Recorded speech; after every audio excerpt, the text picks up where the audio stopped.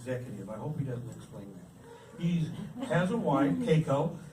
Dean is age 4.9999, almost 5. Dog Momo. He likes chai cooking, learning classical guitar, and gardening. His goal is to become the best dad he can be. That is awesome. More dads should think of that. He has 6 concussions and is writing a book about healing from concussions, if he can remember. He's constantly learning after 6 concussions.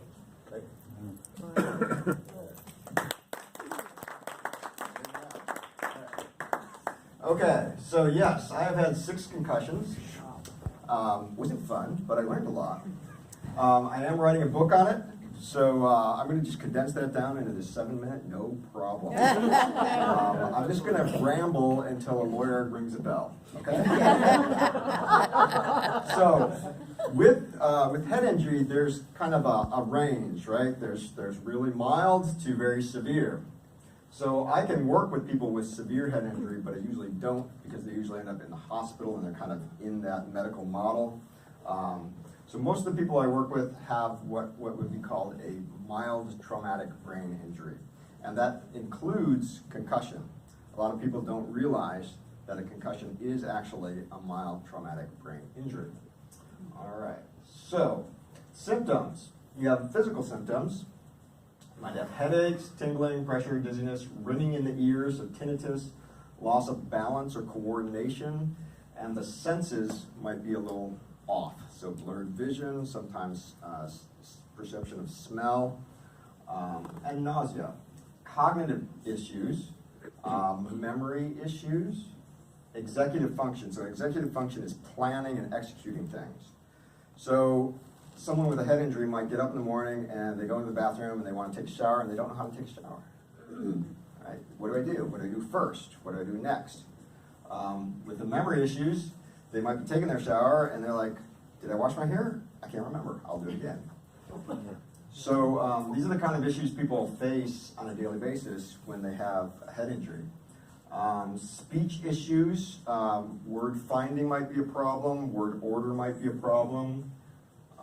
Brain fog, the sense that you're just kind of like, we've all experienced, right? You wake up first thing in the morning, you're just kind of like, you know, that's how they might feel all day long. Fatigue, you know, you're just tired all the time. Got to take a nap, can't make it through the day. Emotionally, they might be emotionally volatile, which means something could really set them off, make them very angry or very sad very easily. They don't have any control over it. They might become depressed, and they have a sense of fear because things are just out of control. Okay? Also, in that category, much more susceptible to addiction. Okay. So the effects on somebody's life. So there's just the simple inability to function. It's hard to work. It's hard to just go about your daily life. Social isolation. They can't take a lot of stimulus, so they don't want to be around people, right? People think they look okay, right? They're not bleeding. They don't have a cast on, but they're injured, and people don't realize that. Loss of identity. So this is probably the hardest one. So in my case, so I used to work at a zipper company, a Japanese zipper company. I speak Japanese. I speak a little German. I speak a little French. When I had my head injuries, I could barely speak English. So, you know, it's this, who am I? The identity of who I was is not there anymore. And that's probably the hardest part of having a head injury. All right. So what actually happens on a physical and chemical basis? On a physical basis, and I hope you appreciate my graphics. So what we have here is we have the skull, we have the vertebral column, all the bones of the spine, and the sacrum down at the bottom here. And then in the middle, we got the brain and the spinal cord going down, protected by that hard armor of the bones. So in between those two is a tissue called dura. It's like a bag. It goes over the brain and the spinal cord, and inside that bag is a fluid called cerebrospinal fluid. You've probably heard of like an epidural. They're going in and they're taking out the cerebral spinal fluid to check for meningitis or something like that, or to give an injection for childbirth, so an anesthetic. So that fluid cushions the brain.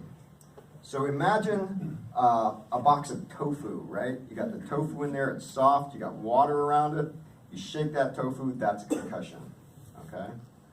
All right, so my job on a physical level is to make sure that fluid keeps flowing. Make sure, if you've had an injury that's hard enough to hurt your head, it probably hurt your neck and your back too.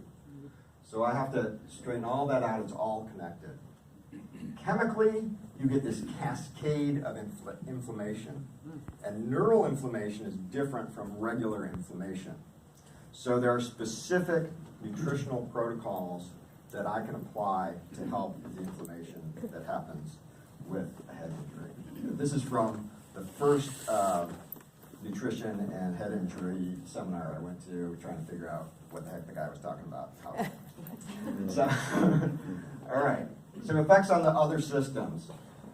The blood-brain barrier is degraded with a head injury, and 2 minutes after that starts, the gut barrier starts getting degraded. So all the problems that come along with that come with head injury. All right, that affects the immune system, sugar regulation, hormonal issues can all be a part of that. Okay. So I want to close by saying that if you know someone who has had a head injury, the most important thing they need is a friend. They need someone to take them to doctor's appointments and remember what was said at that appointment. They need someone to help them organize whatever medications or supplements they're taking. So if you can be that friend, you're going to be doing a great service to somebody like that. If you can refer them to me, I can help them as well. I'm Dr. Jonathan Smith of Balance Chiropractic.